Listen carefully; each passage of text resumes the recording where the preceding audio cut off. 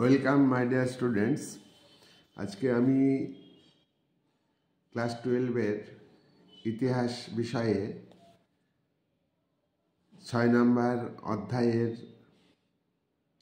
MCQ SAQ answer পারবে এমনভাবে আমি প্রশ্ন করব এবং তার উত্তর নিয়েও আলোচনা করব। প্রথম কোশ্চেন হচ্ছে, রশিদ আলী দিবস কি?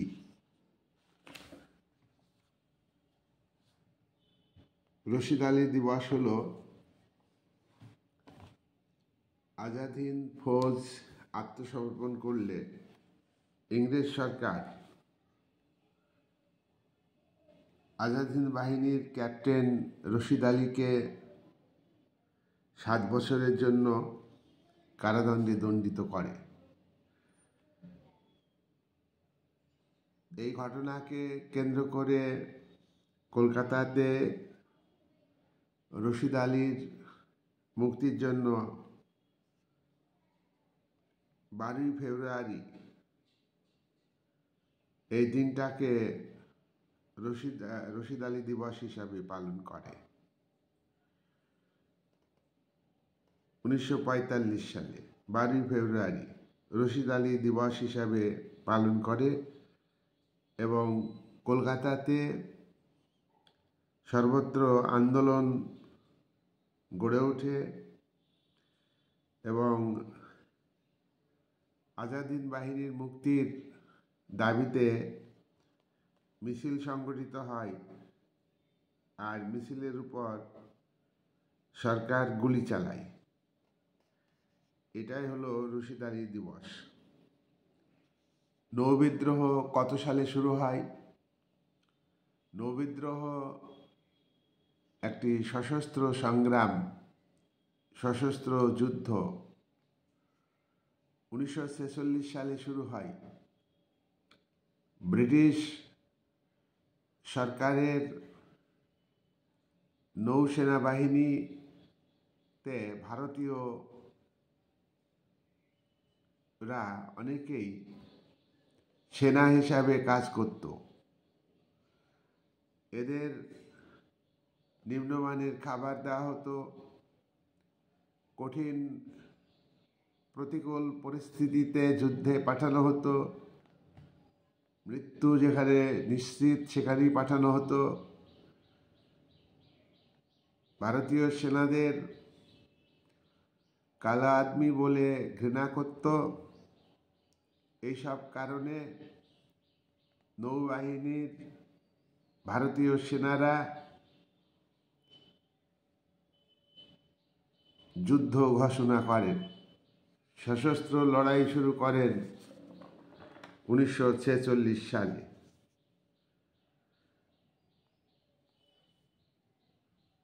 রয়্যাল ইন্ডিয়ান নেভি এই আন্দোলনে নেতৃত্ব দেয়।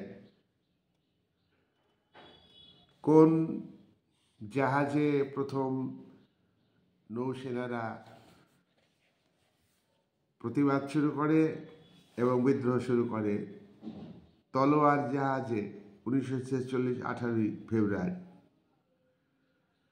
নৌবিদ্রোহের কয়েকটা কারণ উল্লেখ করো। বর্ণ বৈষম্য, নৌসেনা বাহিনীর অফিসাররা, ইংরেজ অফিসাররা ভারতীয় নৌসেনাদের ঘৃণার চোখে দেখত, খারাপ ব্যবহার করত, নিম্নমানের খাবার দিত ভারতীয় সেনাদের, উচ্চ পর্যায়ে ভারতীয়দের নিয়োগ করা হতো না। এইসব কারণে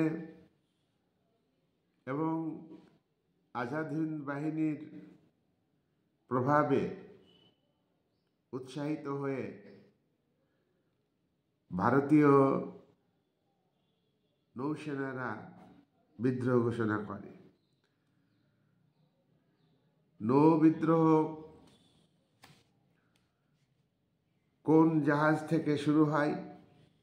18ই ফেব্রুয়ারি 1946 সালে তলোয়ার নামক একটি জাহাজে প্রথম নৌবিদ্রোহ শুরু হয়। এই বিদ্রোহে প্রথম কতজন নাবিক বা নৌসেনা বিদ্রোহ শুরু করে? 1500 জন। ব্রিটিশ পতাকা, ইউনিয়ন জ্যাক নামিয়ে নৌবাহিনীর ভারতীয় সেনারা ত্রিবর্ণ রঞ্জিত 3টি বর্ণে রং করা ভারতীয় পতাকা উত্তোলন করে। এই বাহিনীকে রয়্যাল ইন্ডিয়ান নেভির নামে ইন্ডিয়ান ন্যাশনাল নেভি নাম দেওয়ার কথা বলা হয়। নৌবিদ্রোহ ভারতবর্ষের কোন কোন শহরে ছড়িয়ে পড়ে? করাচি, কলকাতা, মাদ্রাজ, কোচিন, জামনগর, চট্টগ্রাম, বিশাখাপত্তনম, আন্দামান দ্বীপপুঞ্জ প্রভৃতি স্থানে নৌবিদ্রোহের আগুন ছড়িয়ে পড়ে। নৌবিদ্রোহ পরিচালনার জন্য কি করা হয়?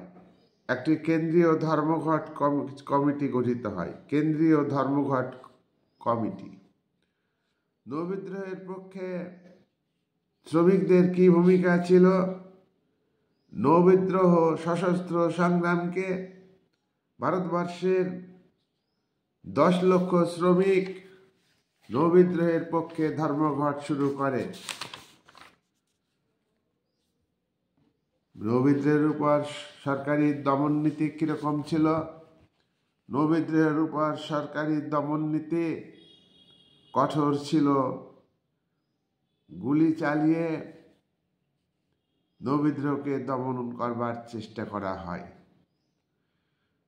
নৌবিদ্রোহ সফল হয়েছে না ব্যর্থ হয়েছে? নৌবিদ্রোহ ব্যর্থ হয়েছে।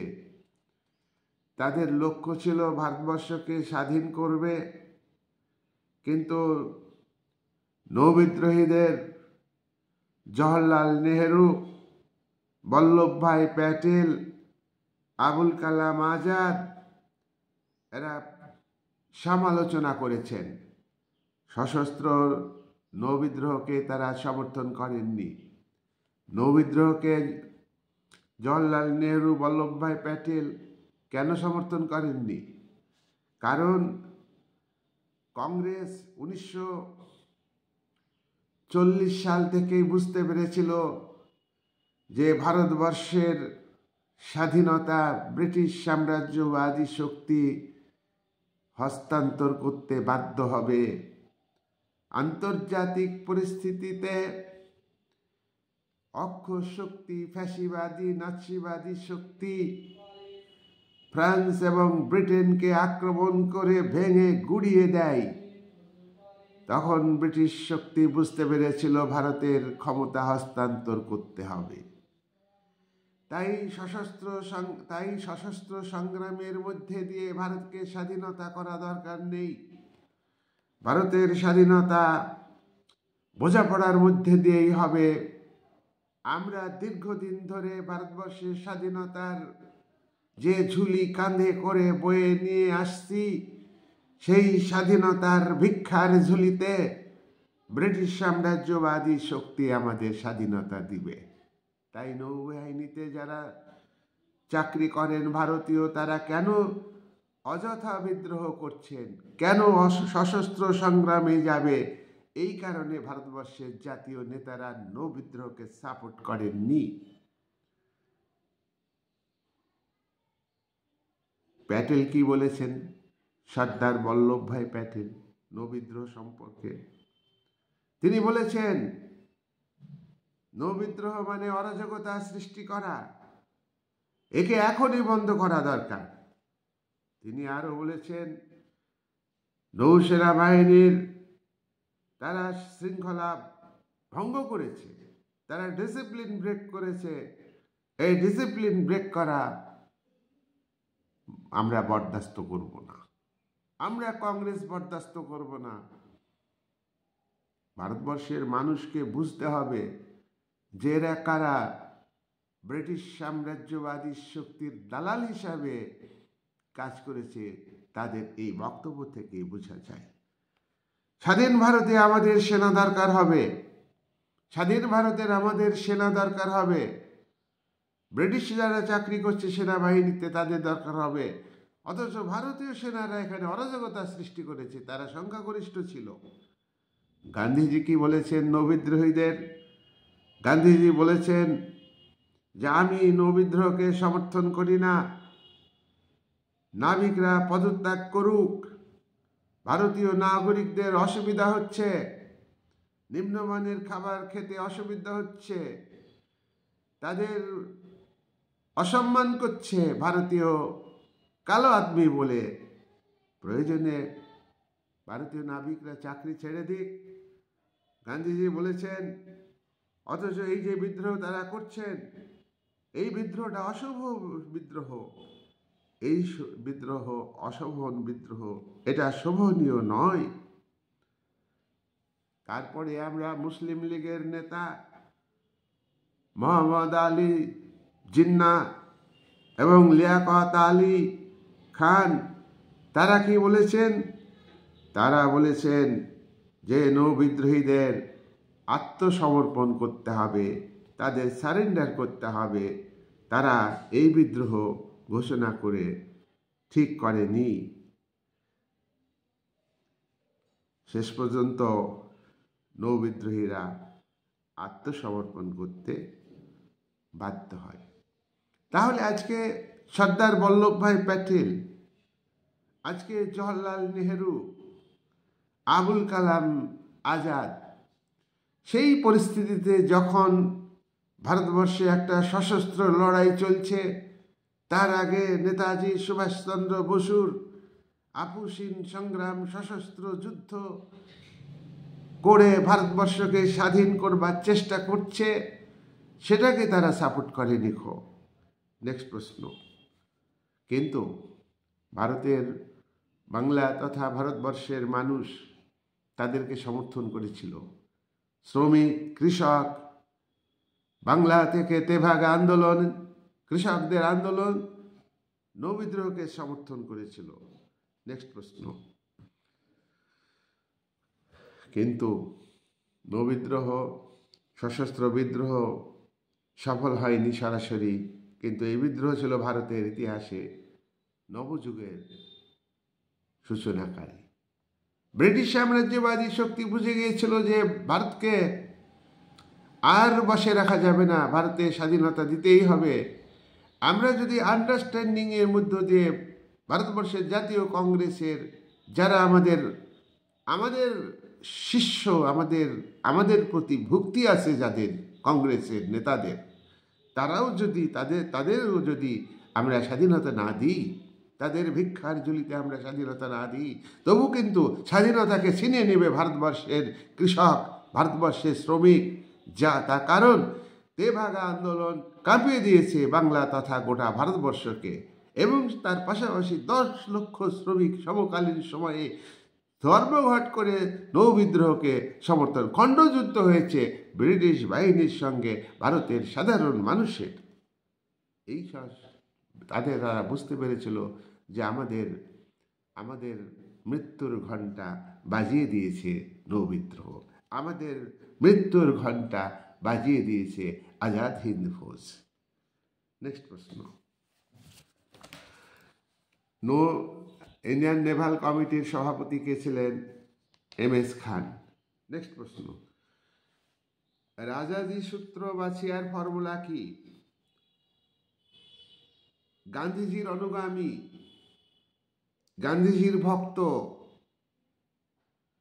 মাদ্রাজের চক্রবর্তী রাজাগোপালাচারী, ভারতবর্ষের বিভাজন হয়ে যাচ্ছে, দেশ ভাগ হয়ে যাচ্ছে, সে বিষয়ে তিনি একটা সমাধান সূত্র দিয়েছেন 1944 সালে মার্চ মাসে। তিনি যে সমাধান সূত্র দিয়েছেন সেটা হচ্ছে শেয়ার ফর্মুলা, রাজাজি সূত্র। এই সূত্রের কয়েকটা কথা হলো কি, কয়েকটা কথা আমি উল্লেখ করব। কংগ্রেসের স্বাধীনতার দাবিকে মুসলিম লীগ সমর্থন করবে। কংগ্রেস যে স্বাধীনতার দাবি করেছে মুসলিম লীগ সমর্থন করুক, আর অন্তর্বর্তীকালীন সরকার গঠন করুক। 2, মুসলিম লীগ তারা পাকিস্তান রাষ্ট্রের দাবি করছে। মুসলিম লীগ এই যে তাদের দাবি ন্যায়সঙ্গত কিনা সেখানে গণভোট করা হোক। মুসলিম সম্প্রদায় এই পাকিস্তান গঠনের পক্ষে না বিপক্ষে সে বিষয়ে গণভোট নিয়ে যাচাই করতে হবে। মুসলিম লীগ প্রধান অঞ্চল পৃথক পৃথক রাষ্ট্র গঠনের ভিত্তিতে 2টি পৃথক রাষ্ট্র গঠন হবে, আর ব্রিটিশ সরকার ভারতকে পূর্ণ স্বাধীনতা দিবে। এই হচ্ছে শেয়ার ফর্মুলা। শেয়ার ফর্মুলা কি কার্যকরী হয়েছিল? না, শেয়ার ফর্মুলা কার্যকরী হয়নি। জিন্নার বক্তব্য, রাজাজি শেয়ার ফর্মুলাতে যে পাকিস্তানের কথা বলা হয়েছে সেই পাকিস্তান ছিল পঙ্গু, বিকলাঙ্গ এবং কীট দগ্ধ।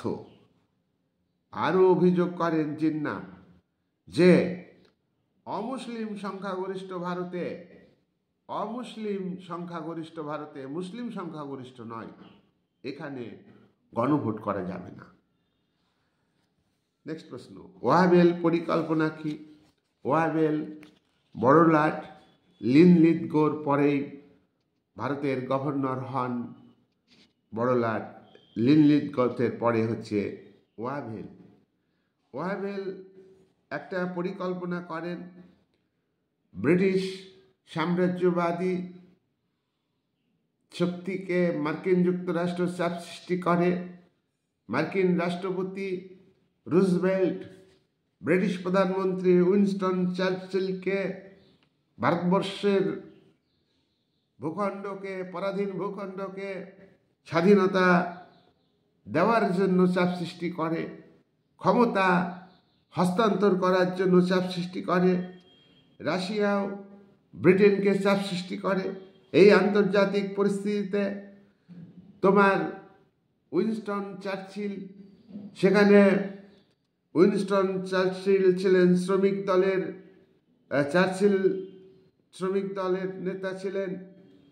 রক্ষণশীল দল এখানে তোমার চাপ সৃষ্টি করে। সুতরাং একটা আন্তর্জাতিক চাপ, এই চাপের কাছে নতি স্বীকার করে ওয়াহাবেল যে প্রতিনিধি হিসাবে, গভর্নর হিসেবে, বড়লাট হিসাবে একটা প্রস্তাব দিয়েছিলেন। এটাই ওয়াহাবেল পরিকল্পনা। ওয়াহাবেল পরিকল্পনার বক্তব্য কী ছিল? ব্রিটিশ সরকার খুব তাড়াতাড়ি ভারতে ক্ষমতা হস্তান্তর করবে। ব্রিটিশ সরকার খুব তাড়াতাড়ি ভারতবর্ষের জন্য ভারতকে স্বাধীনতা দেবে এবং স্বাধীন ভারতের সংবিধান রচনা করবে।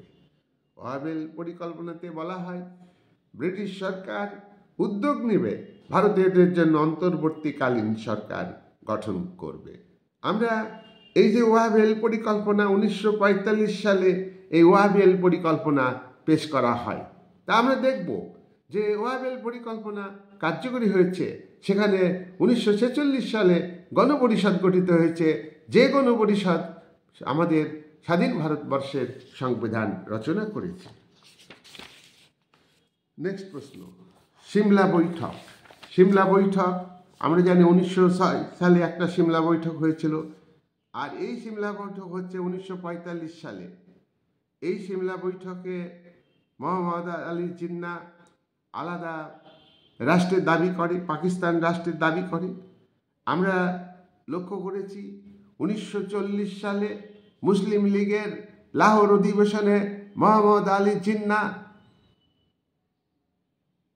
স্যার সৈয়দ আহমদের দ্বিজাতি তত্ত্বের উপর ভিত্তি করে আলাদা রাষ্ট্রের দাবি করেছিলেন সভাপতি হিসাবে, এবং সেই দাবি সম্বলিত প্রস্তাব মুসলিম লীগে পাশ হয়েছে। এখানে সিমলা বৈঠকেও আবারও তিনি সেই দাবিতে অনড় থাকলেন যে আমাদের পাকিস্তান রাষ্ট্র দিতে হবে। পাকিস্তান রাষ্ট্র দিতে হবে। নেক্সট প্রশ্ন।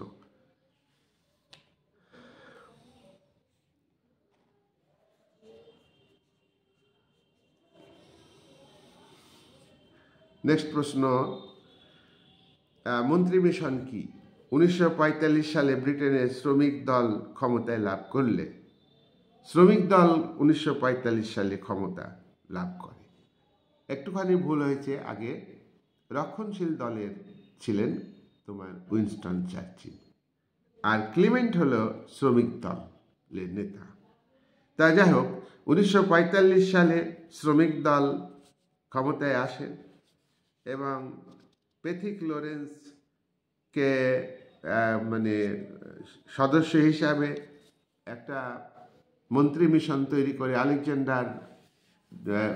প্যাথিক লরেন্স, আলেকজান্ডার ডাফ এদের নিয়ে, এবং স্ট্যাফোর্ড ক্রিপস, যেটা হলো ক্রিপস প্রস্তাবে এরা ছিলেন, আলেকজান্ডার ডাফ, প্যাথিক লরেন্স এবং তোমার স্ট্যাফোর্ড ক্রিপস, তিনজনকে মন্ত্রী মিশন বা ক্যাবিনেট মিশন তৈরি করে ভারতে পাঠান। ভারতবর্ষের জাতীয় কংগ্রেসের নেতাদের তোমার ভারতের ক্ষমতা হস্তান্তর করবার জন্য আলোচনা করেন, এবং এখানে মন্ত্রী মিশন অনুযায়ী আমরা দেখব যে ভারত স্বাধীনতা লাভের জন্য ভারতে যে 1946 সালে তোমার অন্তর্বর্তীকালীন সরকার গঠিত হয়। অন্তর্বর্তীকালীন সরকার কি? ব্রিটিশ ভারতবর্ষেই স্বাধীনতার আগে 1946 সালে ব্রিটিশ সরকারের সিদ্ধান্ত ছিল যে ভারতের ক্ষমতা হস্তান্তর করা হবে, তার জন্য ভারতবর্ষের জনপ্রতিনিধিদের নিয়ে একটা অন্তর্বর্তীকালীন সরকার তৈরি হবে, তারপরে স্বাধীনতা দেওয়ার পরে ভারত আবার স্বাধীনভাবে সরকার তৈরি করবে। এই সরকারটাকে বলা হচ্ছে অন্তর্বর্তীকালীন সরকার। নেক্সট প্রশ্ন, গণপরিষদ কত সালে গঠিত হয়? গণপরিষদ 1946 সালে গঠিত হয়। পরের প্রশ্ন, 1946-47 সালে সাম্প্রদায়িক উত্তেজনা ছিল না সাম্প্রদায়িক সম্প্রীতি ছিল? 1946-47 সালে সাম্প্রদায়িক উত্তেজনা ছিল। মোহাম্মদ আলী জিন্না মুসলিম লীগের তরফ থেকে স্লোগান ঠিক করে যে লড়কে লেঙ্গে পাকিস্তান, অর্থাৎ লড়ে আমরা পাকিস্তান রাষ্ট্র গঠন করব। লীগ প্রত্যক্ষ সংগ্রামের দাবি জানায়। প্রত্যক্ষ সংগ্রাম কি? প্রত্যক্ষ সংগ্রাম হলো যে পাকিস্তান রাষ্ট্র গঠনের অধিকার মেনে নিতে হবে। মুসলিম লীগ পাকিস্তান আদায় এবং ইংরেজদের দাসত্ব করছে জাতীয় কংগ্রেস, তার বিরুদ্ধে একটা লড়াই শুরু করে। এই লড়াই হচ্ছে প্রত্যক্ষ সংগ্রাম। কলকাতায় লীগের দাঙ্গা শুরু হয়, নোয়াখালীতে দাঙ্গা শুরু হয়। Maulana Abul Kalam Azad India wins freedom গ্রন্থে বলেছেন, কলকাতা শহরে যখন নারী পুরুষ খুন হচ্ছে তখন পুলিশ আর মিলিটারি নীরবে দাঁড়িয়েছিল। এই দাঙ্গা প্রতিরোধের জন্য কোনো ব্যবস্থা গ্রহণ করেনি ব্রিটিশ প্রশাসনিক ব্যবস্থা। এইটা মৌলানা আবুল কালাম আজাদের বক্তব্য। তিনি জাতীয়তাবাদী নেতা ছিলেন, তিনি মুসলিম লীগের ভূমিকাকে সমর্থন করেননি। নেক্সট প্রশ্ন, সাম্প্রদায়িক দাঙ্গা, প্রত্যক্ষ সংগ্রাম, এই সংগ্রামের বিষয়ে গান্ধীজির ভূমিকা ছিল যে তিনি নোয়াখালীতে গিয়েছিলেন, এই দাঙ্গা উপলব্ধি করে হিন্দুদের নির্দেশ দিয়েছিলেন যে তোমরা নোয়াখালী ত্যাগ করো নইলে মরবে। গান্ধীজি কলকাতার যে প্রত্যক্ষ সংগ্রাম, নোয়াখালীর যে দাঙ্গা, ভারতবর্ষের বিভিন্ন জায়গায় দাঙ্গা শুরু হয়েছে হিন্দু মুসলমানের মধ্যে, এটাকে তিনি সমর্থন করেননি। কিন্তু এই দাঙ্গার প্রতিবাদে তিনি ইতিপূর্বে যে অনশন শুরু করেছেন একাধিকবার, 1932 সালে আইন অমান্য আন্দোলনের সময় অনশন শুরু করেন, অহিংস অসহযোগ আন্দোলনের সময় অনশন শুরু করেছিলেন। সেই রকম ভূমিকা কিন্তু এখানে দেখাননি, তবুও কিন্তু তিনি দাঙ্গার বিরুদ্ধে মুখ খুলেছিলেন। নোয়াখালী ত্রিপুরায় যে দাঙ্গা, তার বিরুদ্ধে তিনি প্রতিবাদ করেন। নেক্সট প্রশ্ন, অন্তর্বর্তীকালীন সরকারে মুসলিম লীগ যোগ দিয়েছিল কি? অন্তর্বর্তীকালীন সরকারে মুসলিম লীগ যোগ দেয়নি। তবে এখানে এর ফলে কি হয়েছে, ক্ষমতা কংগ্রেসের হাতে চলে গিয়েছে। মুসলিম লীগ মনে করে যে অন্তর্বর্তীকালীন সরকারে যোগ দিলে পাকিস্তান রাষ্ট্র গড়ে উঠবে না। নেক্সট প্রশ্ন, পরের প্রশ্ন, মাউন্টব্যাটেন পরিকল্পনা কি? আরেকটা প্রশ্ন হলো, গণপরিষদের সদস্য সংখ্যা কত ছিল? গণপরিষদের সদস্য সংখ্যা 389। এর মধ্যে গণপরিষদে কংগ্রেসের সদস্য সংখ্যা ছিল 238। নেক্সট প্রশ্ন, খসড়া কমিটি কি?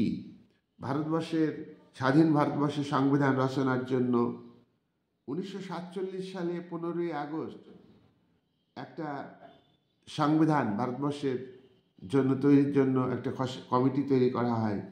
এটাকে বলা হয় খসড়া কমিটি। খসড়া কমিটির সভাপতি কে ছিলেন? খসড়া কমিটির সভাপতি ছিলেন ডক্টর বি.আর. আম্বেদকর। মাউন্টব্যাটেন পরিকল্পনা কি? গভর্নর মাউন্টব্যাটেন ভারতকে স্বাধীনতা দেওয়ার জন্যে তিনি একটা পরিকল্পনা গ্রহণ করেন। এটা হচ্ছে মাউন্টব্যাটেন পরিকল্পনা।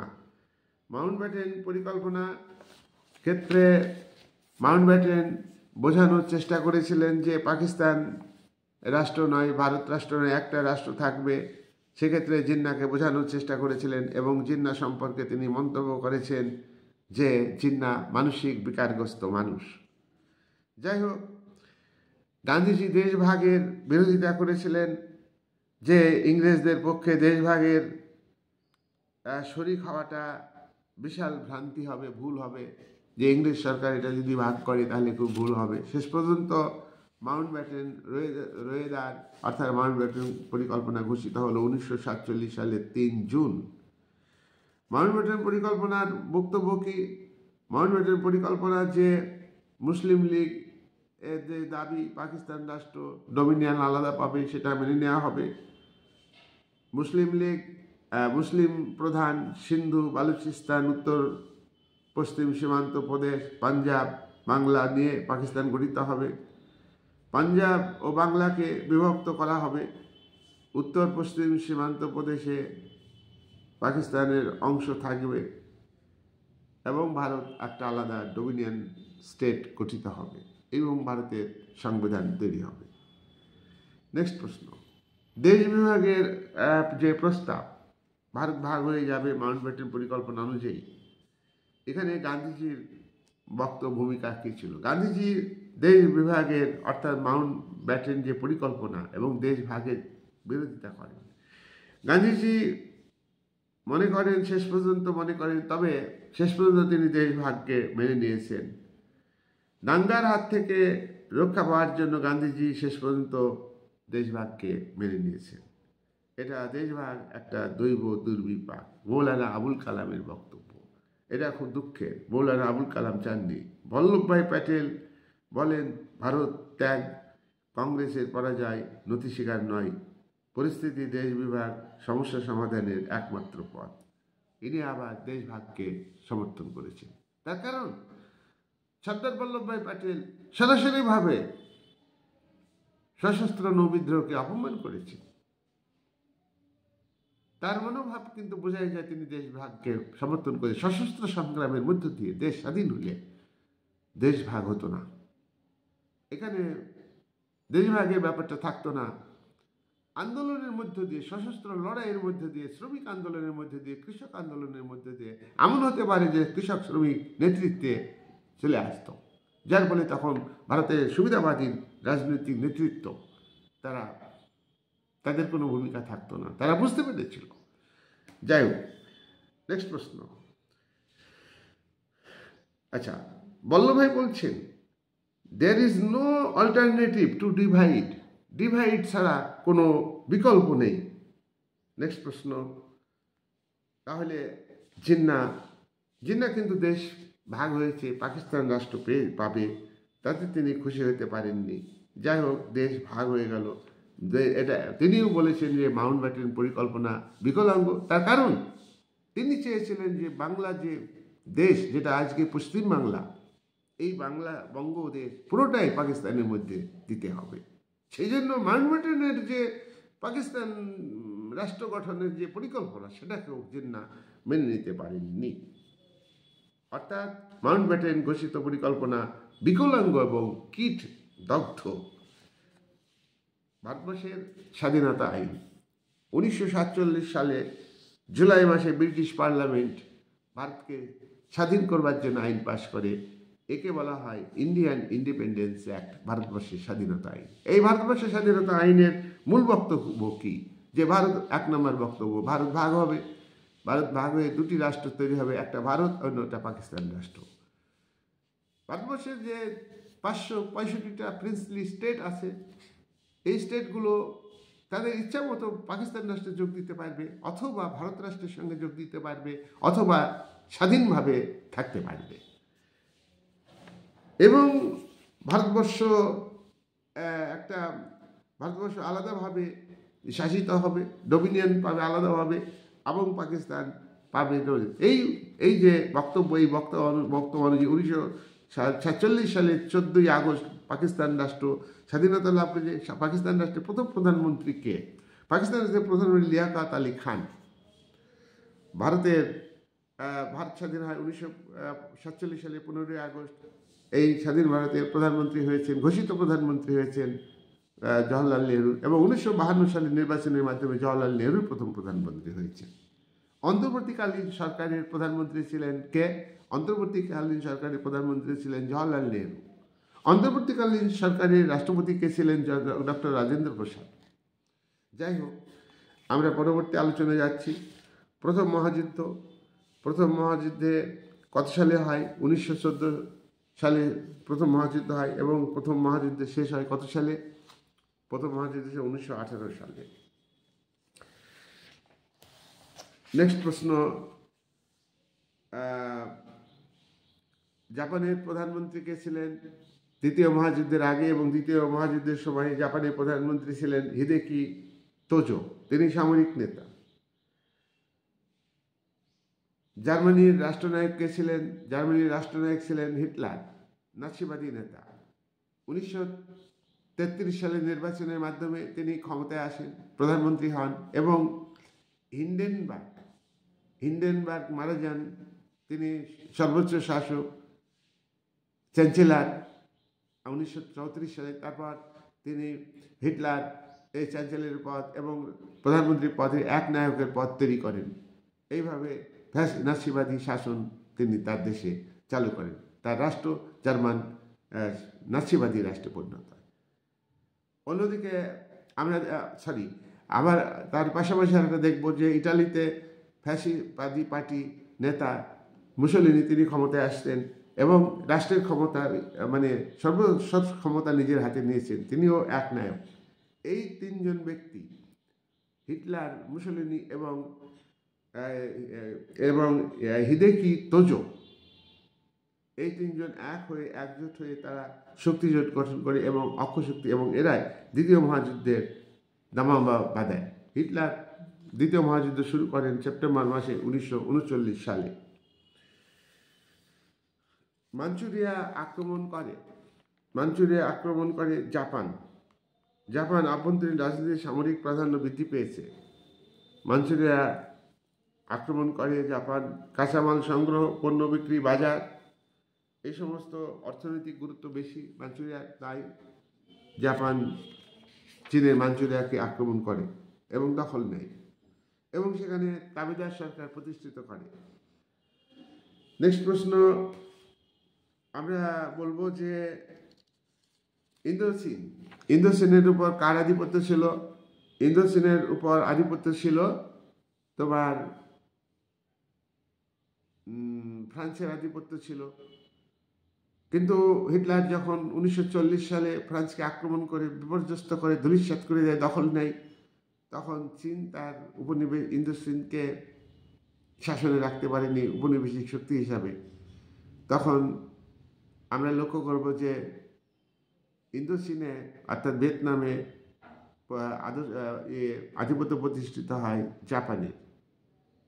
তারপর যখন দ্বিতীয় মহাযুদ্ধে 1945 সালে আত্মসমর্পণ করছে, পরাজিত হয়, তখন জাপান ইন্দোচীনের উপর যে আধিপত্য সেটা ছেড়ে দিতে বাধ্য হয় এবং ফরাসিরা তার মিত্রশক্তির দেশগুলো জয়লাভ করে। তার ফলে তোমার ইন্দোচীনের উপর ফরাসি আধিপত্য আবার শুরু হয় এবং ইন্দোচীনের নেতা ডক্টর হোসিমিন তোমার ফরাসি শক্তির বিরুদ্ধে যুদ্ধ ঘোষণা করে। এই যুদ্ধ 9 বছর চলে এবং আমেরিকা এবং মিত্রশক্তির উদ্যোগে, যেখানে আমেরিকা চেষ্টা করেছিল যে ইন্দোচীনের উত্তর এবং দক্ষিণ, উত্তরে ডক্টর হোসিমিন ক্ষমতায় আসেন বিপ্লবের মধ্য দিয়ে যুদ্ধ করে, কিন্তু উত্তরের আসলেও দক্ষিণের উপর আমেরিকা বিভাজন করে রাখে এবং আমেরিকা শেষ পর্যন্ত তোমার উত্তরের উপর আক্রমণ করে।